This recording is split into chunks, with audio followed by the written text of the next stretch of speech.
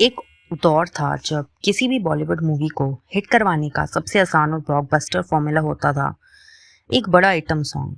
Movie की कहानी चाहे कितनी भी खराब हो, अगर उसमें कटरीना कैफ का शीला की जवानी, करीना कपूर का फेविकॉल से या मलाइका अरोरा का मुन्नी बदनाम हुई डाल दिया जाता था, तो थिएटर के मुरीद पहले ही दिन एडवांस बुकिंग फुल कर देते थे। प्रोड्यूसर आंख बंद करके एक 4 मिनट के गाने पर 5 से 10 करोड़ रुपए खर्च करते थे। बड़े बड़े सेट्स बनते थे और टॉप एक्ट्रेसेस को कास्ट किया जाता था, क्योंकि उन्हें पता था कि ये एक गाना पूरी मूवी का बजट निकाल देगा। लेकिन अगर आप पिछले कुछ सालों के ट्रेंड्स को ध्यान से देखोगे तो आपको एहसास होगा कि ये multi crore item song era अचानक से बिल्कुल गायब हो चुका है। आज बड़ी मूवीज़ में ना तो वैसे धूम धड़ाके वाले आइटम नंबर्स दिखते हैं और ना ही ऑडियंस उन पर सीटियां बजाती है। आज माइंड गॉसिप पर हम इसी बड़े कल्चरल शिफ्ट का पर्दाफाश करेंगे कि कैसे बॉलीवुड का सबसे बड़ा मनी मेकिंग फॉर्मूला रातों रात फ्लॉप हो गया और इसके पीछे क्या बड़े साइकोलॉजिकल और बिजनेस का के कारण थे। इस बड़े कोलैप्स का सबसे पहला और सबसे बड़ा कारण है द OTT रेवोल्यूशन और बदलता हुआ कंज्यूमर का बिहेवियर। पहले के ज़माने में जब हम थिएटर जाते थे तो आइटम सॉन्ग एक तरह के रिफ्रेशमेंट या ब्रेक होता था, जहां लोग गाने के रिदम पर झूमते थे। लेकिन जब से नेटफ्लिक्स, अमेजॉन प्राइम और यूट्यूब का दौर आया है, ऑडियंस का अटेंशन स्पैन बहुत कम हो गया है और उनका कंटेंट देखने का तरीका बदल गया है।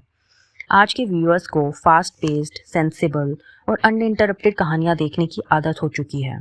जब लोग घर पर या मल्टीप्लेक्स में एक सीरियस थ्रिलर या हाई कंटेंट मूवी देख रहे होते हैं और अचानक से बिना किसी लॉजिक के बीच में एक आइटम सॉन्ग आ जाता है, तो ऑडियंस बोर हो जाती है और उनका मूवीज़ का लिंक टूट जाता है। लोग अब इसे एंटरटेनमेंट नहीं बल्कि एक स्पीड ब्रेकर की तरह देखते हैं, जो कहानी को ज़बरदस्ती लंबा खींचता है। प्रोड्यूसर्स को समझ आ गया है कि आज के समझदार ऑडियंस को सिर्फ एक चमकदार गाने से कोई मतलब नहीं है और उनसे इन्हें बेवकूफ़ भी नहीं बनाया जा सकता। अगर स्क्रिप्ट में दम नहीं है तो आइटम सॉन्ग भी मूवी को फ्लॉप होने से नहीं बचा सकता।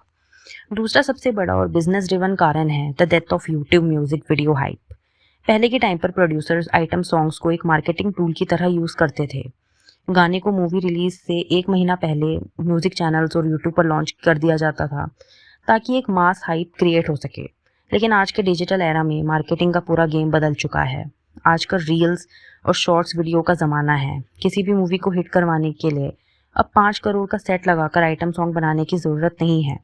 एक सिंपल 30 सेकंड का हुक स्टेप वाला गाना जैसे तौबा तौबा अगर इंस्टाग्राम रील्स पर वायरल हो जाए तो वो पूरे देश में मूवी की मार्केटिंग मुफ्त में कर देता है।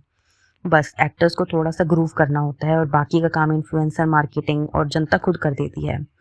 जब रील के सस्ते गाने से ही भीड़ इकट्ठी की जा सकती है तो प्रोड्यूसर्स बिना वजह आइटम नंबर्स पर करोड़ों रुपए क्यों बर्बाद करेंगे। इसके साथ ही एक बहुत बड़ा बदलाव आया है हमारी ऑडियंस की मॉडर्न माइंडसेट और सोशल अवेयरनेस में। पिछले कुछ सालों में रिप्रेजेंटेशन और फेमिनिज्म को लेकर इंटरनेट पर बहुत बातें हुई हैं।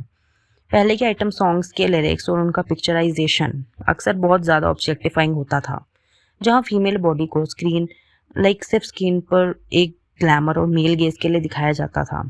आज की यंग ऑडियंस जो प्रोग्रेसिव कंटेंट देखकर बदल रही है और बड़ी भी हो रही है, उन्हें ये सब बहुत आउटडेटेड और क्रिंजी लगता है।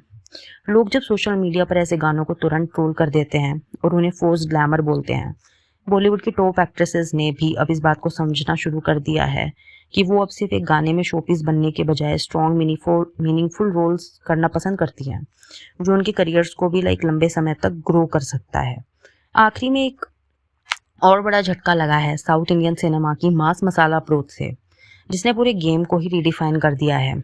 जब साउथ से पुष्पा को ओ अंटवा या RRR का नाटू नाटू आया तो उन्होंने बॉलीवुड को दिखाया कि गाना अगर मूवी में हो तो उसकी कहानी से गहरा कनेक्शन होना चाहिए। ओ अंटा सिर्फ एक आइटम सॉन्ग नहीं था, वो उस मूवी के बैकग्राउंड और कैरेक्टर के मूड को डिफाइन कर रहा था।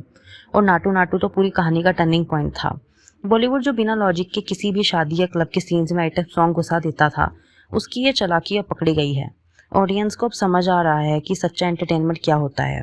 यही वजह है कि बॉलीवुड का वो पुराना बिना सिर पैर वाला multi crore item song era अब हमेशा के लिए दफन होने जा रहा है।